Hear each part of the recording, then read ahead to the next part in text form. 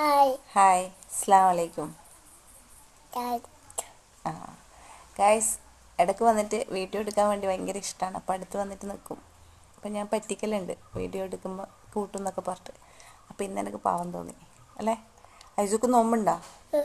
നോമ്പുണ്ട്. എത്ര നോമ്പുണ്ട്? എത്ര? 5. ഇന്നുണ്ടാ? ഭക്ഷണം കഴിച്ചിനാ? ഓ, നോമ്പുണ്ട്. നമ്മൾ ഇറങ്ങിക്കോ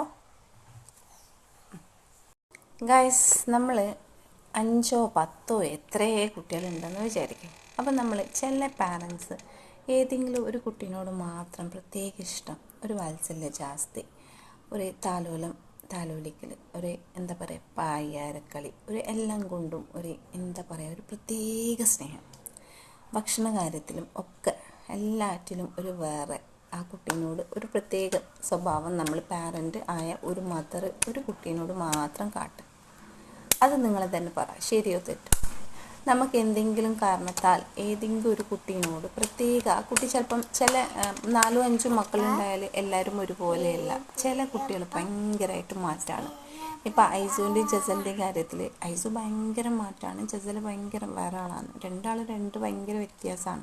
പക്ഷെ രണ്ടാൾക്കും നിറയെ സ്നേഹമാണ്. അതറിയാം, കുട്ടികളല്ലേ. അപ്പോൾ സ്നേഹം ആസ്വദിച്ച് ജീവിക്കുന്ന ഒരു മദർ തന്നെയാണ് ഞാൻ. അള്ളാഹു നല്ല രീതിയിൽ അങ്ങത്തോളം എത്തിക്കട്ടെ.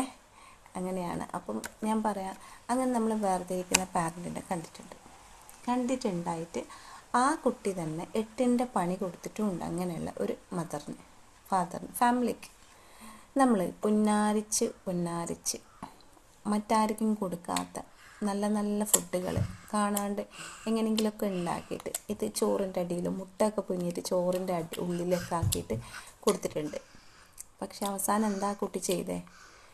ആ കുട്ടി വലുതായി നല്ലോണം പഠിക്കുന്ന കുട്ടിയാണ്. നന്നായിട്ട് പഠിക്കുന്നത് കൊണ്ടായിരിക്കാം ഒരു പ്രത്യേക ഇഷ്ടം അതിനോടുണ്ട്. പക്ഷെ വളരെ മെലിഞ്ഞിട്ടാണ്. നന്നായിട്ട് പഠിക്കുകയും ചെയ്യും.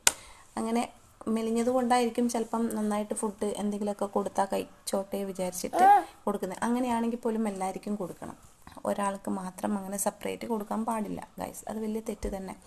അപ്പം നമ്മൾ ഇങ്ങനെ നാൾ കഴിഞ്ഞ് കൂടി കുട്ടി വലുതായി പ്രപ്പോസലൊക്കെ നോക്കുന്ന സമയമായി വന്നപ്പോഴാണ് ഗൈസ് ആളെ വീടിൻ്റെ 2 വീട് അപ്പുറത്തൊരു ഏട്ടനുമായിട്ട് ഭയങ്കര ലവാണ്, ഭയങ്കര സ്നേഹം. വെച്ചാൽ ഒരുവിധ ആൾക്കാർക്കൊക്കെ അറിയാം, എന്നാൽ ചിലവർക്ക് അറിയില്ല. നമുക്കൊന്നും അറിയില്ലായിരുന്നു. അങ്ങനെ ലാസ്റ്റിലോട്ട് അലക്കി ഡ്രസ്സ് അവൾ പണിയൊന്നും അടുപ്പിക്കില്ല, ഫുൾ ടൈം പഠിത്തമാണ്. ബാക്കി ടൈമിൽ അവൾക്ക് ആയത് എന്തെങ്കിലുമൊക്കെ ചെയ്ത് കൂട്ടണ്ടേ, അങ്ങനെയൊക്കെ ഉള്ളൊരു ആളായിരുന്നു. അപ്പം അയച്ചു തരുമെന്ന് ഗൈസ്. അപ്പം ലാസ്റ്റ് ആ കുട്ടി എന്താ പണി കൊടുത്തു വെച്ചാൽ, ഫാദറിനെയും മദറിനെയും പ്രപ്പോസൽ നോക്കുന്ന ഒരു സമയത്ത് ഓള് ആ 2 വീടപ്പുറത്തുള്ള ഒരു ഏട്ടനെ ഭയങ്കരമായിട്ട് സ്നേഹിച്ചു എന്ന് ഞാൻ പറഞ്ഞില്ലേ. ആളെ കൂടെ ഒരു അലക്കിയ ഡ്രസ്സ് എടുക്കാൻ പോയതാണ്. പണിയൊന്നും എടുക്കൂല, ഡ്രസ്സ് എടുക്കാൻ പോയതാണ് ഗൈസ്. പിന്നെ വന്നിട്ടില്ല. എടുത്തെടുത്ത് പിന്നെ ആളെ കൂടെ അങ്ങോട്ട് പോയി. അപ്പം പരതി അങ്ങനെ ഇങ്ങനെയൊക്കെ നോക്കിയപ്പോഴാണ്, മീൻസ് ബാക്കിയുള്ളവർക്കെല്ലാം അറിയാലോ, അതുകൊണ്ട് ഇന്നാളെ കൂടെ പോയതാണെന്ന് വീട്ടിലറിയിച്ചു. പിന്നെ ഒന്നും പറയണ്ട, ഒക്കെ കഴിഞ്ഞല്ലോ, പോയി കഴിഞ്ഞു. പിന്നെ ആളെ കൂടെയുള്ള ജീവിതമായി. പേരും മാറ്റി, ആള് ഒരു മുസ്ലിമായി ജനിച്ചു, കാഫിറായിട്ട് ജീവിക്കുന്നു, ഹിന്ദു ആയി മാറി. അത് അവരെ ഇഷ്ടമാണ്, എന്തോ ആയിക്കോട്ടെ. പക്ഷേ നമ്മൾ ആരെയും നമ്മളങ്ങനെ സെപ്പറേറ്റ് ആയിട്ട് നോക്കിയെടുത്തോ അങ്ങനെ ഒന്നും കൊടുക്കേണ്ടതൊന്നും ആവശ്യമില്ല. എല്ലാ മക്കളും ഒരുപോലെയാണെന്ന് വിചാരിച്ച് നന്നായിട്ട് നോക്കിയെടുക്കുക ഗൈസ്. ഇവളിനി ഒന്നും പറയാൻ വിടൂല. ആളെ ഡ്രസ്സ് അയച്ചിട്ട് ആള് തന്നെ അലക്കുകയായിരുന്നു ഇത്ര സമയം. ആ അലക്കുന്നതിൻ്റെ ഇടയിൽ എന്നെയും അലക്കുകല്ലാക്കി മാറ്റുന്നുണ്ട്. അപ്പോൾ ഗൈസ്, ഇൻഷാ അല്ലാഹ്, അസ്സലാമു അലൈക്കും. നമ്മളെ വീഡിയോസ് ഇഷ്ടമായെങ്കിൽ ലൈക്ക് ചെയ്യുക, സബ്സ്ക്രൈബ് ചെയ്യുക, ഷെയർ ചെയ്യുക. Okay, by.